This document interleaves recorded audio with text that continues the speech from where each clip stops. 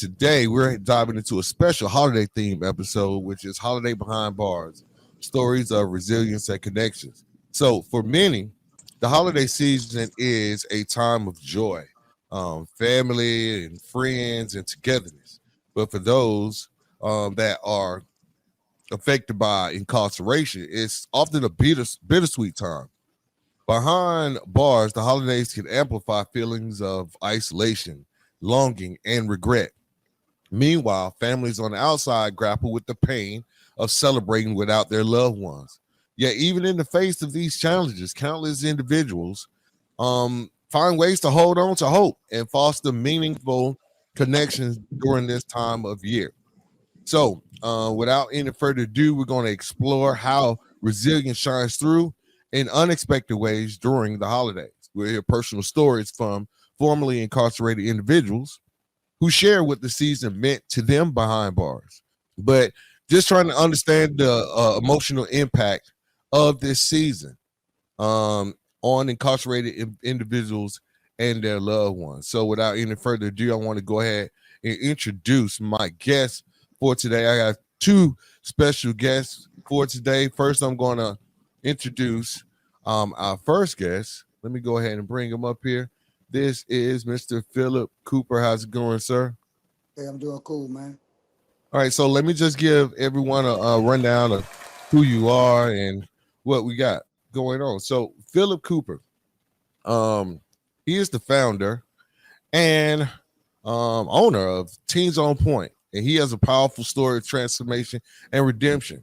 He was born and raised in Columbia, South Carolina, and it's funny you came up here. Your journey brought you to Atlanta, and it was a challenging chapter in his life. You want to like go into a little bit about what that was about? You know, it was smoking crack in my mama's bathroom for about 2 weeks.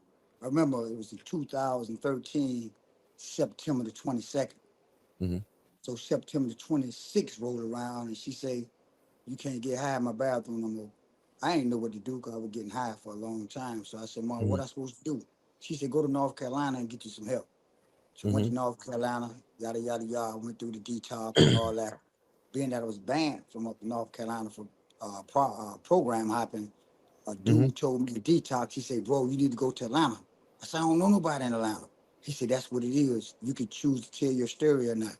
So when I got to Atlanta, September 27th, I stayed down at Jefferson Place. It's a homeless shelter. I ain't had no money. I had nothing. I ain't had a dime. So I was really starting with a couple pieces of dirty clothes, dirty drawers. You know, just the same shit. I'm starting back over again. Yeah. You know, so I'm going to go through the loop. And man, I just followed all the directions. God sent me in the right way every time. And that's how I am in Atlanta, doing my thing. All right, so after 15 years of drug abuse, 3 felony convictions, and leaving high school without a diploma, right? Phillip he faced the turning point, right? And we appreciate you being on the show. But now 51 years old, he's been clean for over 12 years and married, dedicated his life making a difference through his 501c3 nonprofit Teens on Point, where you focus on equipping at-risk youth with valuable trades and skills. And this mission is to ensure that young people have opportunities and guidance to avoid the struggles that you have endured. So your story is definitely a testament to the resilience and the power of second chances. Now, second guest is Dr. Omar Howard. He is, hey, what's up, Omar? He is a nationally recognized motivational speaker and founder of Freedom is a Choice, Inc. Now, Omar did 15 years in confinement, and he divided the odds by becoming a volunteer chaplain at the facility where he was paroled and later earning a full pardon back in 2018. Now, he's a full-time employee with the Georgia Department of Corrections, and he inspires others by proving that the past does not define the future. You know, he's won plenty of accolades, awards, including the President Obama Community Service Award and an honorary doctorate in humanitarianism. Now, through his nonprofit and coaching programs, Dr. Howard mentors individuals, empowering them to make positive life changes. So again, I want to thank you guys for going on. Welcome, Dr. Omar Howard. How's this going, bro? Hey man, life is beautiful, man. You know, just grateful for the opportunity to serve, man.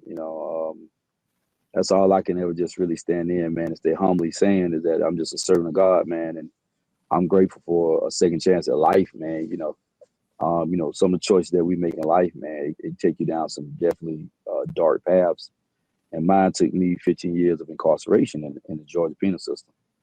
Okay. And, of course, going to Alto and then Alberts, and God just kind of elevated the situations, not allowing me to lose my mind, but definitely let me find grace and salvation, through him, giving me that second chance and that second opportunity, to do what I need to do out here in the community. And so since I've been out, man, when I started Freedom as a Choice back in 2011, I just want to give back to my community because I always believe, if you help disrupt your community, you got to help heal it too. You know what I'm saying? And so I just want to play my part and do what I need to do. You know what I'm saying? I'm just grateful for it. Like I said, the opportunity God has given me, man. I'm just grateful, man. You don't even understand. I'm grateful. Awesome, man. Awesome, man. That's a great, powerful story, bro, because I think we all are grateful to be out here, man. Hey, shout out to y'all, man, for holding it in the road. But now we're going to talk, since it's that holiday season, right? Since it's that holiday season, I want, just think about this. Can you think about what the holiday season was like for you while you were incarcerated? You talking to me? Yeah, go ahead. I mean, okay. Man, I'm telling you, there were some dark times, right? I mean, you didn't really value family time or,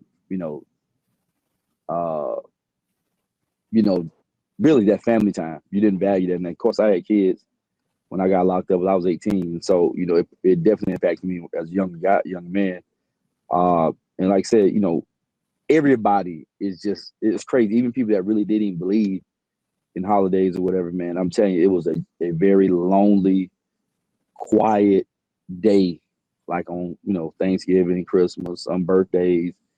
And you have to try to make the best out of it, without losing your mind in the process. You make the phone calls, you talking to the family, you talk to your kids. And, all you can do some days, man. And of course, you get visitation, stuff like that, man. But, and to me, the visitation hurt it worse because you couldn't leave with them. That was the hardest thing for me, is watching my family walk out that door and couldn't, walk back in there, couldn't walk out there with them. All I had, for years, man, I had to just lie to my boys, man, telling them, I'm in college, I'm in school, I'm in college, I'm in school. And then, of course, as they got older, I just want to start being, honest with them and stuff like that, So it's very long. That's the reason why I do what I do, for, going back inside the prison and juveniles. And, most time, every holiday, if I'm in town, I'm going up there to the halfway house where I work at, And as an update, I actually work for Emory now, Emory Healthcare, with their violence prevention program, and I do part-time still with CHAPSI with the department, with the halfway house. So I'm wearing 2-3 hats right now on top of my organization. But that's the reason why I go back there on the holidays. I try to just show up, show face, happy holidays, fellas. Keep your head up, stuff like that. Because I understand, man. Like, it is very emotional through holidays, man. I mean, the anger issues is high, the loneliness is high, the depression is high, and so it's crazy, you know what I'm saying? So for me, that's another reason why prison's just not an option for me. You know what I'm saying? It's too much goes on in those moments when you could be spending time with your family out here in the real world. Yeah, I can remember back, you brought me back when you was talking about making those phone calls. Then you got the whole family over at the house or whatever, and you only got so much time, because that bill running up, right? So everybody trying to get the phone. Let me speak to him. Yeah. Everybody trying to get the phone. Then they just hang up and you just go sit back on your bunk and be like, dang. See, we didn't have video. We didn't have those video cameras. We didn't have those. Right now, I ain't have them either. I'm just saying, on the phone. We were sneaking phones in. Like, we didn't have the access, so we had to buy. We had to, like, Hispanic guys were making the picture frames and the cards. You know what I'm saying? Like, you getting card, so you spending money, soup supplies. getting this stuff made to send home to your people, man, because that's all you was able to give. And Yeah. that hurts, man. I'm telling you, that hurts, especially guys that ain't got money, to do Yeah. anything. So yeah. So what about you, Phil? I know you got some experience with that too. What was like for you in there, man? I mean, I think the first two bids was oh man, I missed the fam, man.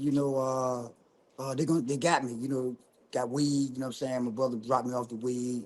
My mom sent me money, boom, boom. But the third bid, I became hard hearted because I lived off the land, I was energy. It wasn't I was one of the ones, I was jacking, robbing, you know what I'm saying? So, it wasn't I ain't try to make the penitentiary look sexy, you know what I'm saying? Loads of money, but I had, running the phones, making buck, you know what I'm saying, running up in people's room. So I was energetic, man. I told me I got out with I went in, man. I ain't seen my mom and my family almost 10 years. Nobody came to see me. But my mom said, you go back to penitentiary, I ain't come to see your ass. Right? So, I got out with a whole bunch of resentment. But at them times, man, I made my heart hard. I be like, man, shit, nigga, it is what it is. I don't believe in Christmas anyway. I was bumping my head. I'm Muslim. I don't care nothing about no holiday, that pagan shit. So, I built myself to be, but now I get to tell the brothers, man, yo, man, this is not sexy back in with loads of money, mad canteen. I went in with, no high blood pressure. When I got high blood pressure, all that sodium, candy, cookies, and nah, man, I became a hard towards Christmas, all the pagan holidays. So it wasn't no, I'm finna see my fam, and I ain't got no visits. I wasn't in the visit room. Yeah, the first two times I was, getting money, seeing everybody. But the last time, the long stretch, it wasn't none of that.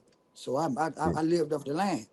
I lived off everything, you know what I'm saying? Running, I'm getting it. Every Friday, I'm robbing. But then, Right. man, what the hell, you know? So it wasn't the pagan holidays wasn't really nothing for me. You know what I'm saying? The third time, Mm-hmm. I became hard-hearted, resentment, rancor, revenge toward the family. Look, I felt that I made the choices and I put myself back there. So, like you said, I get somebody to say, man, hey, man, I'll get my mama to order you a Christmas package, cool, you straight. Out of 10 Mm-hmm. years, I got one Christmas package. Come on, man. So now I know, but I know not to go back there no more. Because you ain't got no more help now. You know what I'm saying? Ain't no help. Nobody gonna come see you. Nobody young energy. You getting all the bar barker soap, bar barker deodorant. Ain't nobody, my canteen never was fat. Never had got no money. So Mm-hmm. that's why I tell the kids now, it's not sexy back there, man.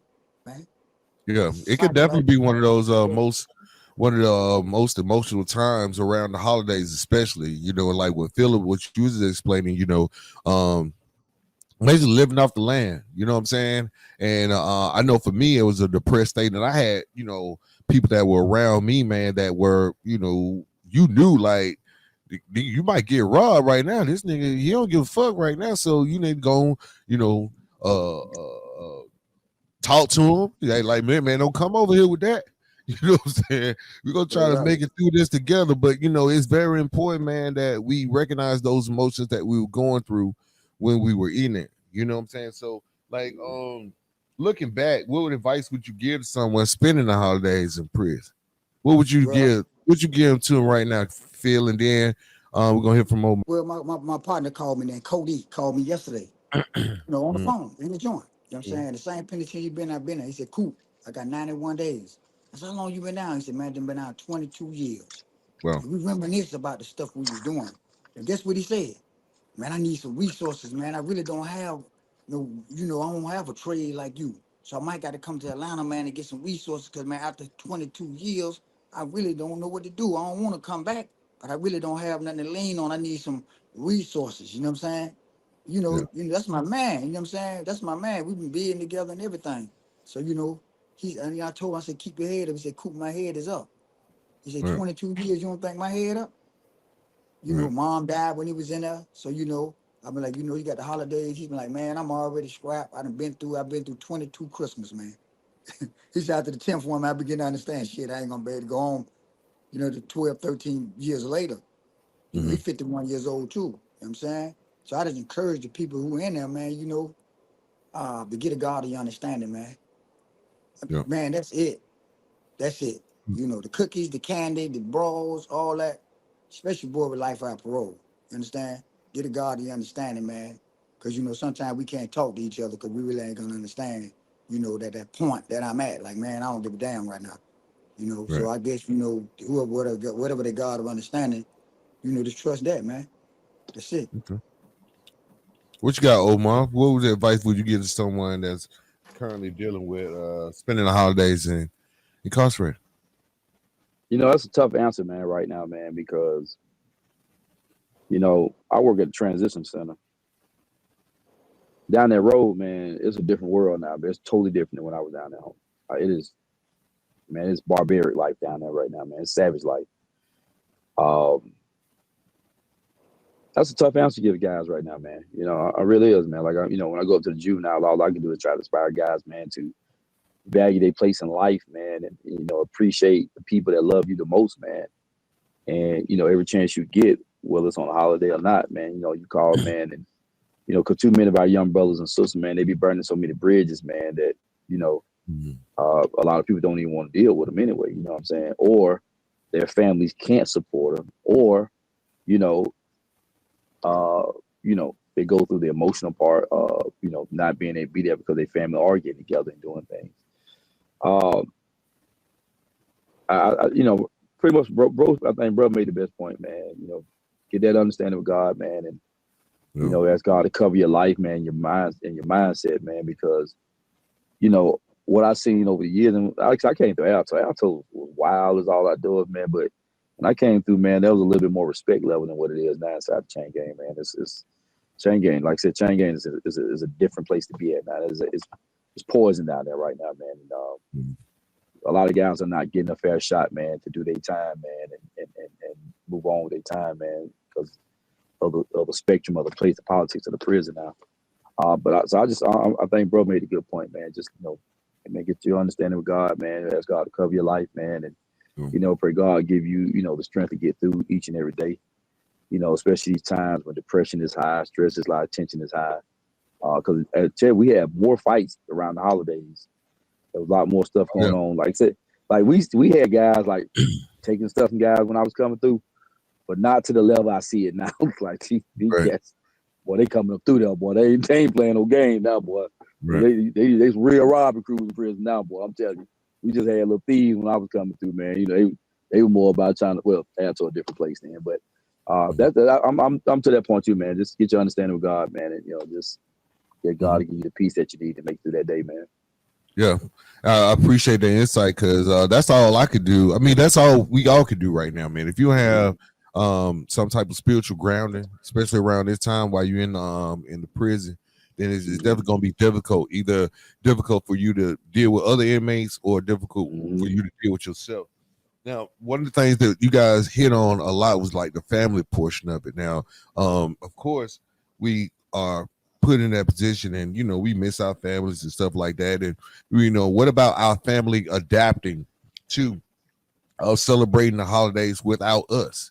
You know, that's a lot of things we didn't think about a lot of times. Like, what was the impact on them, especially had children? We had kids when y'all went in? I know I had two. Yeah. What about you, Phil? Yeah, one. He was like 9. He was like 9 when I went in. He was a teenager when I got out. Yeah. And I heard Omar was saying that he just kept telling his kids that he was in school. He just kept telling them, lying like a mother. And he asked me, he said, man, Daddy, why all y'all got the same clothes on? That's what I told him the first beat. I said, I'm in school. He said, why y'all got the same clothes on, Daddy? So you start to, you know, figure it out. You know what I'm saying? Like, how old was it? Military school. Yeah, what kind of school you in, man? These people here got barbed wire around you. You know what I'm talking about? Yeah. No, they're not the born critical thinkers. They've been figured out now. You ain't in no school, man. Yeah. Well, people don't make prison so popular now, man. You know, you can't even really lie about kids, even little kids, even though, you know, when a person get locked up. So you're right, man. You can't even get around that no more. It used to be like a taboo to see people in prison. I ain't never thought in a million years I was gonna be in no prison, man. God knows I didn't. I thought I was gonna be in somebody's college. And unfortunate, man. But, you know, it's tough on family, man. You know, we can be selfish. We can be selfish to think that it's all about us. And I'm gonna give you a quick story, man. I remember one time, man, because, you know, I'm thinking I'm a pretty boy. I'm down there trying to see people's sisters and stuff like that, and cousins. So my mom came a lot, and I remember my mom didn't come down there one time because I was ready. Because I know my father, his sister liked me, so I'm trying to get down there. Won't see my mom, but I'm trying to see her too. And get my little eye, little sneak on, little sneak looks on, whisper or whatever. And she didn't come. Man, I was furious, man. I was on fire, man. And man, that Monday, I think it was like a Saturday or something. I think it was Sunday. So Monday, Tuesday, man, I wrote a nasty letter to my mom, like, you ain't never come back up here. Woo, woo, woo, woo, woo. And for some reason, man, I didn't send that letter off, man. And so my mom came the next weekend, right? I didn't call. I didn't call that weekend. I'm calling her twice, 2 or 3 times a week. I didn't call her, so she came down that Saturday, and we sat around. She sat in front of me, whatever. I just kind of looking around. I'm got a little attitude, and she said, "I know you was upset because I didn't come last week." And she tears in her eyes. She said, "Man, but I had to get rushed to the emergency room." Man, let me tell you something, man. I felt like the biggest jackass in the world, bro.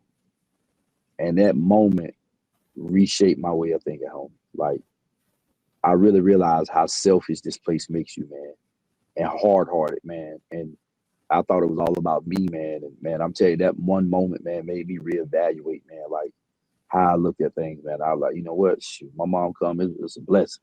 She don't come, cool, man. If I don't never see nobody else, sister, cousin, if I don't get, boy, I'm cool, man. You know what I'm saying? My mom could have died, man. I'd have been looking like a fool.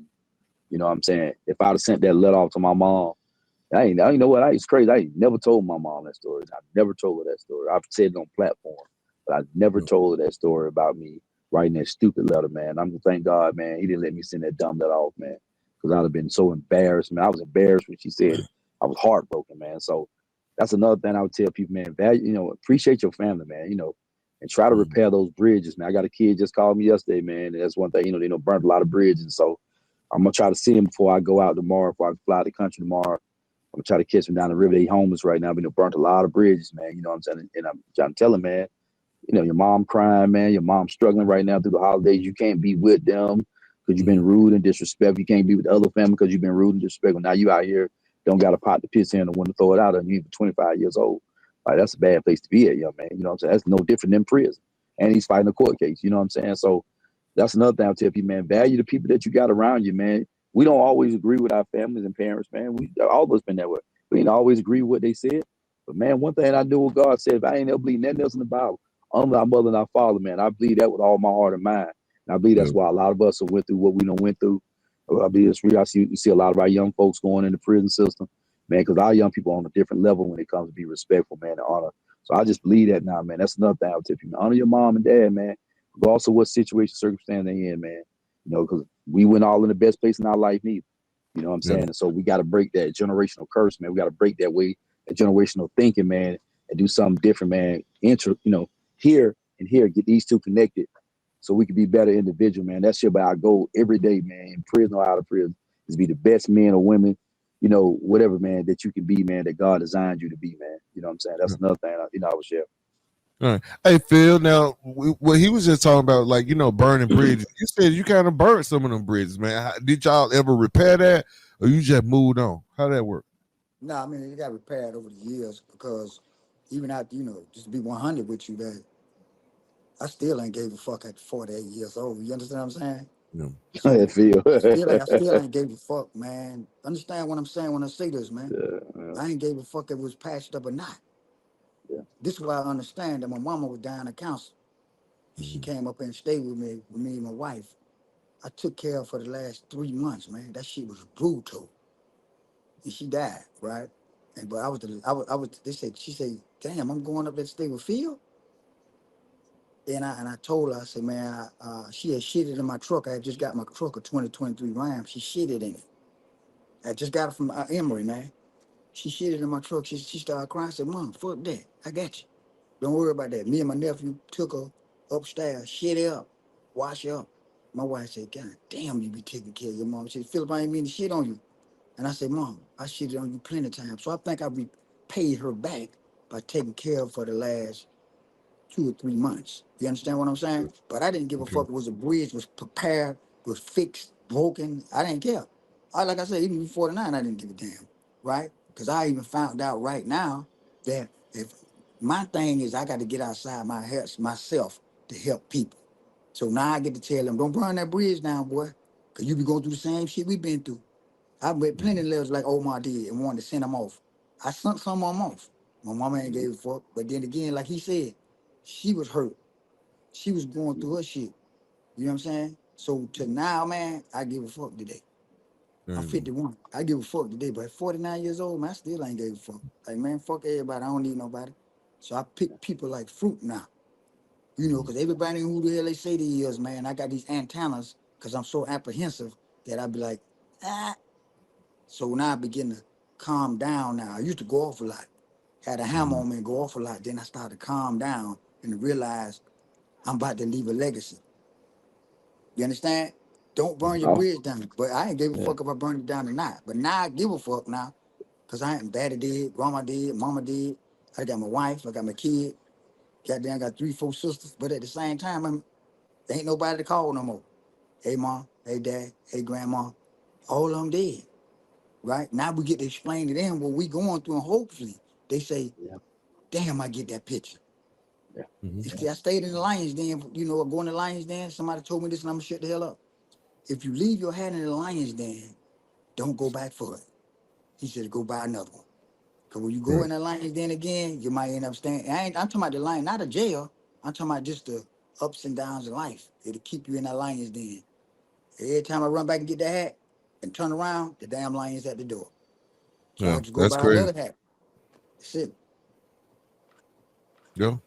Well, that's one of the things that we learn, over time, especially if you've been in there a couple of times. I mean, here's the thing: as the years go by, we each became hardened to the whole situation. I think Omar talked about becoming selfish, worried about being able to get to the yard to see something else and not spending that time with your mom or that family member. And you're like, even like Phil, like not even giving a fuck about nothing no more.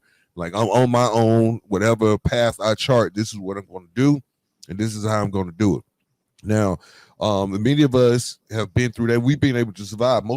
All of us have something going on. Phil got his organization. Omar got his thing. So it doesn't matter, and that's what this show is about. No matter what path you took, right? You got somewhere where you actually giving back, right? So during this holiday season, I know that Omar was out giving some stuff out through his charitable organization. I know Phil, you got the whole Teens on Point. What are you guys doing? Anything special? Tell us a little bit about Teens on Point first of all. Then we'll go over to Omar. Well, you know, the thing is, man, it was started in 2005. You know, been down 5, got 5 more to go, right? So my man asked me, said, Coop, what you gonna do when you get out? This 2005. I said, shit, I'm gonna open something called Teens on Point. You know, I'm just, fuck it, throw it out there. Teens on Point. But like my wife said the other day, nigga, it took you there and 20 years to get this shit off the ground. So Teens on Point. Now people don't know I'm with the union now. I'm with Trade Futures now. So now I'm a pre-apprenticeship program. So now I get to put the kids on the MC3 core curriculum, right? Put them on that. Once they pass that, we can get them into the union. But I do all the hands-on training at my spot. You know what I'm saying? So now people ain't understanding that if you guys are a teenager and the core and the MC3 is for minorities. It's for the people who struggling to get jobs. And it's teaching about the union, blueprint reading, how to read a tape measure. So they spend 2 months with me, hands-on. They get pre-apprenticeship. We get them straight into the union. They graduate, all that. So if you got somebody 17 to 24, they can get into the union. They can go through me now. They can go through me, our program, apprenticeship readiness program. They can go through that. And we just got the pre-apprenticeship, man, not even a month ago. Just got from Michigan. I just got back from Michigan with my wife. I got the phone call at the airport. And the lady said, boy, look out. The man said he wanted, just for you teaching the kids, he want to compliment you with this right here. So now they ain't understanding. It ain't no just no come in and then you teach the kids, you send them back out to the ghetto, right? So now we teach them it's gold at the end of the rainbow. So now, okay, at the age of 18, 19 years old, you can make you $25 an hour, good benefits, Right. understanding the union. And you get dexterity, you get hands-on practical skills with us, how to work tools. You know what I'm saying? Not only that, you learn about panel boxes, pipe, you understand about plumbing, HVAC. And then we only just introduce you to it. Like I said, oh, I'm gonna introduce you to the girl. Now you're on your own after that. So he got to use the rest of his game to get the girl. Mm-hmm. So we can introduce you to it and explain to you about the union. You know what I'm saying? So now that's all I do. Now I'm putting it out there because they saying they want a program that with its goal at the end of the rainbow. So now when we teach you trades and skills, we don't just send you back home. We say, man, now you got a platform. You got a career now. Not a dope boy, not the NBA, not the NFL, not a rapper. I don't got nothing against that.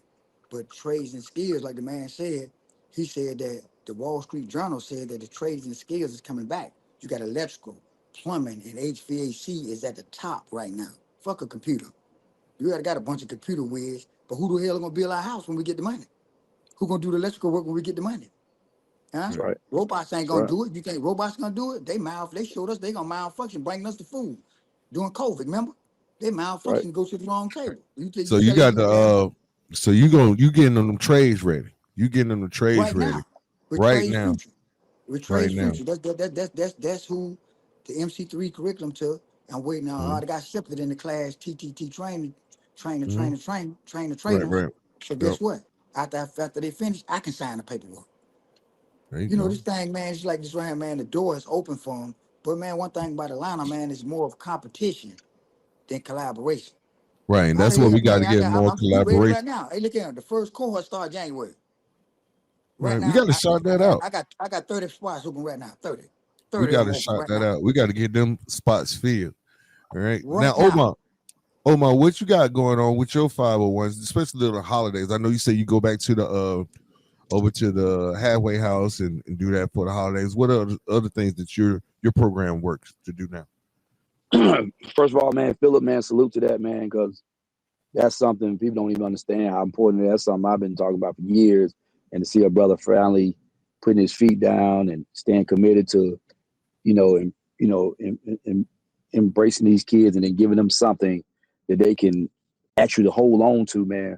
I salute that, bro. I'm glad to hear that good news. Now, I definitely got some more, resources to get these guys to get into, because that's I got a curriculum wrote up. I got a whole proposal right up for HVAC and stuff like that, man. But man, to see you already pushing that, man, that really helped me take off some of the pressure off me. So Take the pressure what off, about take the Phil. pressure off me, right? Because you have to know your place, man. Regardless of what we do, I'm in the cab. He's in Riverdale. Is it Riverdale, right? Yeah, I'm in Riverdale and Atlanta. You know what I'm saying? My in shop in Atlanta, yeah. Riverdale, but we get the kids out of Atlanta. You all over. You Metro Atlanta. Let's say you Metro Atlanta. Yeah. Yeah. So salute to you again for that, man. I love to hear that stuff there, bro, because we just didn't have that. What we did, we kind of had it in high school. They took it away from us. You know what I'm saying? Yeah. Try to make us these weird kids, but disrupting the whole thing. But salute to that, man. So what I do, man, freedom is choice, bro, is I do intervention and evidence-based training, man. What my goal is, man, is to get these guys mentally out of that state of mind, that street mentality, man, and try to help reshape their way of thinking, man. Freedom is a choice, man. I believe life is about choices, man. And so we have to make better choices in our lives, man, in order to become the men and women that we need to be. You know what I'm saying? And so what I've been doing is a fundamental mentoring program, man. And I use just evidence-based practice, but I also just use the fundamentals of taking kids out into the community. Or I've had the opportunity to take kids to Ghana this year, Puerto Rico. You know what I'm saying? Football game, basketball games. I just try to do the basic mentorship, man, because I understand, man, a lot of our kids don't get the opportunity to actually do some of these things. And so I've had a great sponsor over the years, and being able to do that, that's why I'm back in process of raising money, because I want to take kids back to Africa. I want to go to Washington, D.C. this year and take them to the African Museum. And I'm gonna do a lot of, because my thing is to encourage kids, man, to find their value, you know what I'm saying, and find the integrity of their life, man, because we've lost basic family fundamentals. We lost basic child development fundamentals. We've lost the basic fundamentals of learning trades, man. Our grandparents was teaching us trades when we was young, man, but we've lost that over the last 30 or 40 years, man. And that's the reason why we're seeing so many young men, not able to have a life. And the only thing they can try to look at is basketball, football, maybe music. But when they really get down to it, you know what I'm saying? I'm like, bro, and that's something like I've been knowing over the last several years. You got to put trades in your hand. I went back to school for HVAC when I got out of prison. I just didn't follow up because God had a different plan and purpose for me. You know what I'm saying? And so I try to utilize my opportunity, man, to help these guys rethink. And now I got a bridge that I can send them to now. Let me help you rethink some things.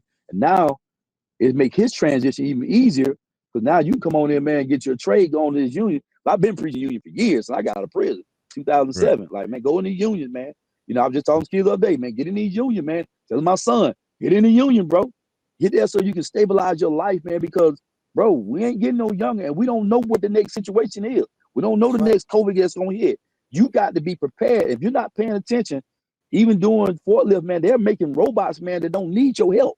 They can just tap in a program. These forklifts go unload all the trucks, scan them, load them up straight. Guess what they do? Go back and they load them down. They don't need you. They ain't got to sleep.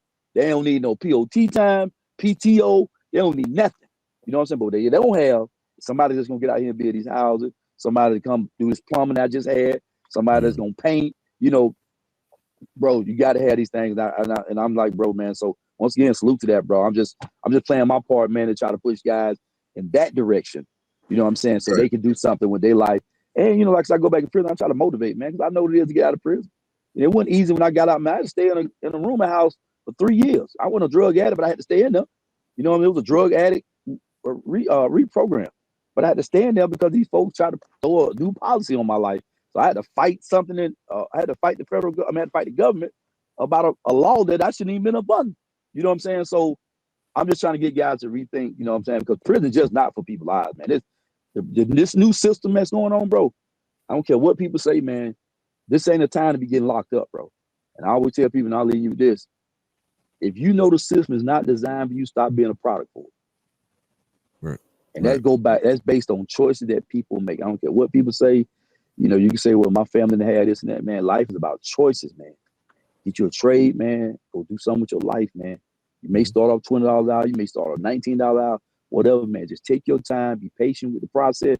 Man, 5 years from now, you look back, man, will you be so happy with life, man? Because you learn something, gain some new trades and new opportunities. And man, these folks can't stop you, man. Once you got them type of things up under your belt, they can't stop you, man. Because you always gonna be able to make some money. You always gonna be able to make some money. I don't know how long cash gonna be around, but you're gonna be able to do something. You're gonna be able to make some money. Yeah, you're gonna make you some money, man. Yeah. And that's why we want to highlight, like during this holiday season, there are organizations that work tirelessly throughout the year to bring the support and joy to the families impacted by incarceration. Y'all just don't do this during holiday season. Y'all do this 24/7. This is like a life's work.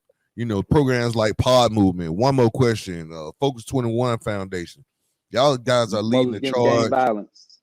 Right, Mothers Against Gang Violence. Y'all guys are leading the charge with initiatives to basically designed to make a difference, man. So I want to salute to all y'all, and we want to keep highlighting those great things that you guys are doing. Now we are almost at the end of this because I know people got stuff to do, you know what I'm saying? But I do want to thank y'all for coming on, man. I want to wrap up this episode of Conviction Fiction. I want to take a moment to reflect on the powerful stories and insights shared today, from the resilience of those finding hope behind bars to the unwavering love some families kept by trying to keep those traditions alive. We've seen how the human spirit continues to shine even in the most challenging circumstances. So this holiday season, while often bittersweet for many impacted by incarceration, it's just a reminder of the strength found in the connection, whether it's through a letter, that you don't send them letters out there no more, Phil. Don't send them letters. Don't send them letters. First of all, don't go back to prison. But like, if you in there, you want to send that letter, man, go on and just tear that thing up, man. I mean, there's just a little bit of anger, but, don't go back and get that hat. Don't go back and get that hat. Don't go back in the lines then. Right. So with the letters or the cherished memories that you have, the support of organizations dedicated to making a difference, there's always room for hope and healing. Just know that. We encourage you to take action, go volunteer, donate, or simply share those stories to spread this awareness. And together we can help ensure that no one feels forgotten during this time of year. I want to thank you guys for joining, man, and being a part of this conversation. Remember, your voice matters. If you have a story to share, feedback, or ideas for future episodes, please reach out to me. Let's continue breaking down the stigma surrounding life after incarceration.